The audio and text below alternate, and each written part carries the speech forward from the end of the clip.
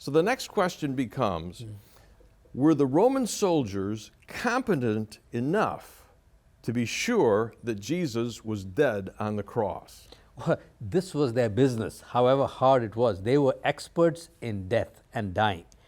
And one of the other things that happened to Jesus was they put a spear through his side.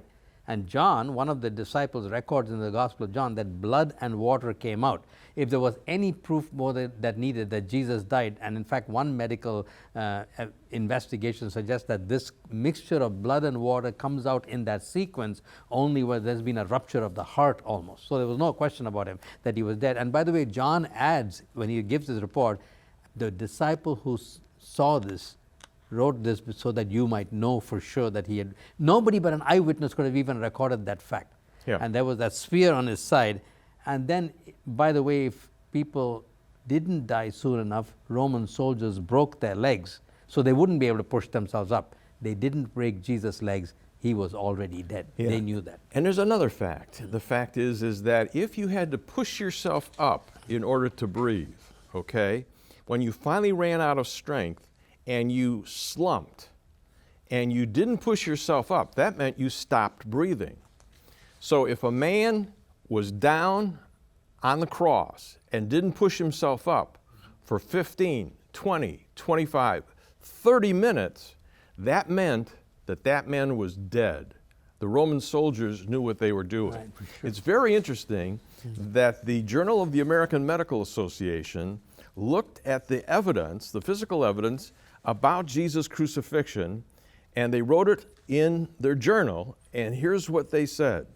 Clearly, the weight of the historical and medical evidence indicates that Jesus was dead even before the spear wound went into his side was inflicted. Accordingly, interpretations that say otherwise, those that say, oh, Jesus didn't really die, accordingly, interpretations that say otherwise are in conflict with the medical evidence. So, fact number 2 is Jesus really did die on the cross. And you know, John, Jesus' death is a huge historical event. It can be proved. But sometimes we tend to negate the details. We tend to think of these details as incidental, but they're critical Right. in terms of understanding and realizing this is not just incidental, it's crucial in terms of validating the death of Jesus. Right. And to piggyback on that, in terms of the detail, John, maybe we're going there anyway, because of the undeniable fact of what the crucifixion does to people, this major religion that you mentioned also suggests that it wasn't actually Jesus who died, but somebody else was substituted for Right. Jesus. And it is these precise details that give a complete lie to that. Because who was at the foot of the cross? His mother and, His for example. disciple. Right. How would the mother not know her own son? Right. There's certainly no evidence there was an identical twin of Jesus. Right.